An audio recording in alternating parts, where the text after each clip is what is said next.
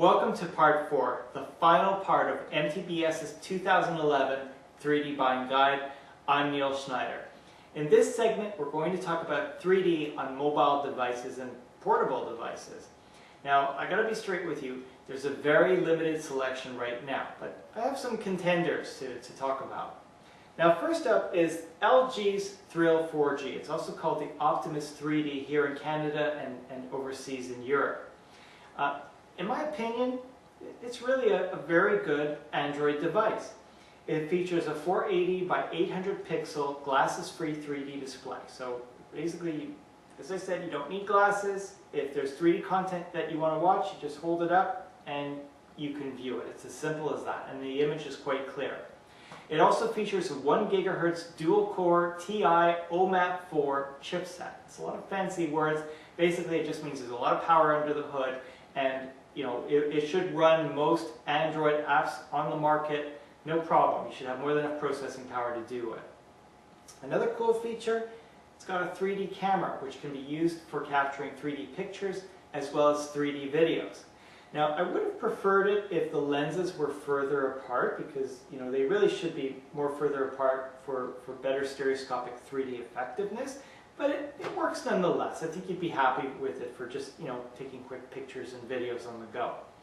Now, if you travel a lot, another big benefit is it covers international phone bands. It's an international phone. So if you go overseas, provided that you've got a phone carrier that will support it, the LG Thrill 4G or the Optimus 3D should work just fine. Now, software support is also very good. It comes bundled with a few GameLoft 3D games, and you can buy more of these games on the internet through the phone. And if you enjoy watching 3D content, it also has a YouTube 3D application. So you could easily watch 3D content on YouTube with the glasses-free display. Now, you notice that there's wires coming out of the device.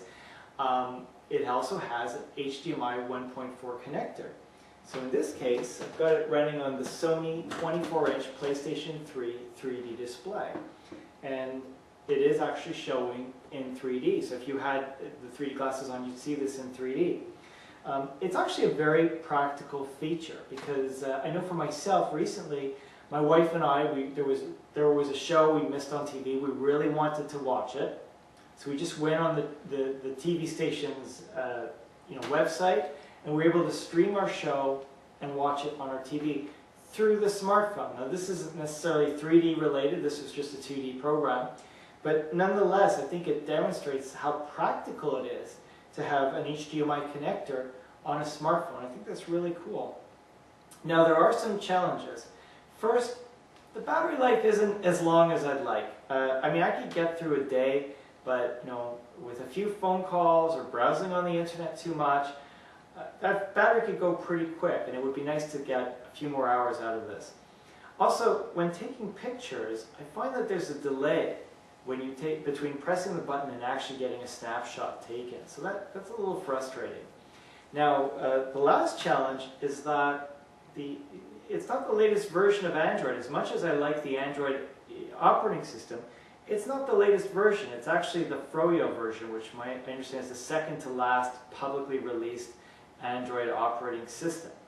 Now, the good news is LG's in the middle of rolling out the Gingerbread version, or the most recent publicly released version of Android. I'm not sure if Ice Cream Sandwich is out yet. That's even a newer version, but Gingerbread seems to be the current one. Now, why is this operating system so important? Well, a couple reasons. First off, according to what I've read, because I haven't been able to test it, thank you AT&T. AT&T needs to update the firmware. But apparently they've solved the camera issue, so there's no longer that delay when taking pictures. And also the battery life is supposed to be improved as well with the new Gingerbread update. So I'm really looking forward to that update. Now, another feature though, and this is very important for 3D gamers like myself, is that the Gingerbread operating system, thanks to LG, is going to include a stereoscopic 3D driver for mobile games. So what this means is in the PC world, you could take existing games off the shelf and play them in stereoscopic 3D because it captures the volumetric information in the game and extrapolates a left and right view so you can play in 3D.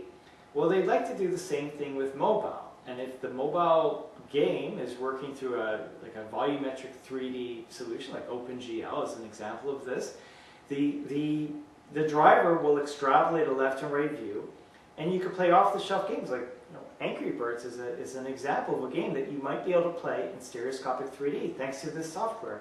And there isn't any extra effort or programming required from the game developer. So this is a real big opportunity because you can suddenly have all this 3D content that wasn't there before, 3D gaming content. So that, I think, is exciting. Now again, I haven't personally tested this yet. I'm looking forward to it, so I'm really crossing my fingers, hint, hint, to AT&T to get that firmware update out there so I could test this out. Now the MSRP for the Thrill 4G is $450 US. Yes, that sounds like a significant amount of money. But if you go on a 2-year committed wireless plan, you may be able to get the phone for as little as $100. And if you go on a 3-year plan, you might even be able to get it for free. So shop, you'll probably find a good deal out there. Now, another option other than the LG Thrill 4G is the HTC Evo. Now, I haven't personally tested this yet. Okay, but I understand, like from what I've read, the screen is directly competitive with what LG offers, and you also have the benefit of a little bit more processing power with the HTC Evo. But I also understand that the software support isn't quite as good, so you should try it out for yourself. For me, I found that the LG Thrill 4G or Optimus 3D is a very good Android phone. I think you'd be very happy with it. Now, here's another product. This is the LG Optimus Pad. It's also known as the G-Slate through T-Mobile. Now, it's an Android honeycomb tablet, and it features an 8.9-inch screen. Now, it's got 1280 by 768 pixels, so it's a pretty high resolution compared to the LG Thrill. It also features an NVIDIA Tegra 2 1 GHz dual-core processor. Again, fancy words, all it means is there's a lot of processing power under the hood and should work with anything you really need in the Android market for a tablet.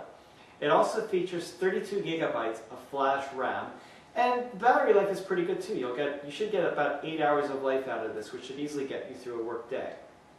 Now, why are we featuring this tablet on the 3D guide? Well, I gotta tell you, I mean, it's not a 3D tablet, not at all. In fact, the Slate does come with a pair of anaglyph glasses, which really would work with any traditional 2D screen. There's nothing special about it. But what it does have is, it has a stereoscopic 3D camera. So in the back, it's got two 5-megapixel cameras, which you could use for capturing 2D as well as stereoscopic 3D photos and videos. And it's got a 2-megapixel camera in the front. Now, what I did find, and to be fair for the Thrill 4G, it doesn't have the Gingerbread update yet, I didn't find the delay with this camera. So this camera was quite good and easy to use. Now, as far as using the tablet itself, I find that the screen size is very easy to work with. While the LG Thrill 4G is good for some quick things, when it comes to doing more serious work, the tablet makes more sense. It does have limited 3D functionality included. One thing, but what matters is that you could do a lot more serious work with this than you could with the smartphone. Now, one thing I did find is that it does have an HDMI connector, and I did read that it's supposed to be HDMI 1.4 compliant, which makes a lot of sense. However, it didn't actually come from the review unit that I received. It didn't actually come with an HDMI cable, and it didn't work with any of the standardized cables I have, including the one that came with the LG Thrill 4G.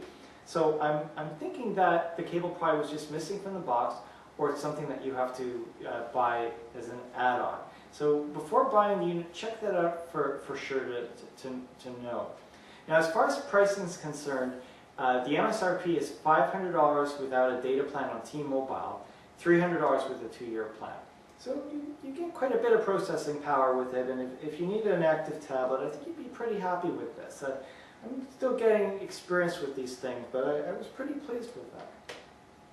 Now, next on the list, the Nintendo 3DS. Now, you would have had to be living under a rock for the last 2 years to not know about the Nintendo 3DS. It's currently competitively priced at $170 a unit. It originally was sold for about $250, so Nintendo made a very wise move by making it more affordable for gamers, and now it's actually selling much better than it did before. And it actually has two screens, but I'll actually mention the 3D screen, which is 800 by 240 pixels. Glass is free, so again, you don't need any special equipment to view it in 3D. It also features a stereoscopic 3D camera, which can be used to capture pictures and short videos thanks to a recent firmware update. And I also like, what makes it interesting is it's got augmented reality features, which means that you could actually use, with the camera, you could use the room as part of the game environment. And they demonstrated this with a game called Face Blasters that's included with the 3DS. And we're also starting to see other titles that take advantage of this as well. So it's really quite interesting. Now, one thing I will say about the 3DS, when it was introduced, the games included, or the games that were available, were really mediocre at best.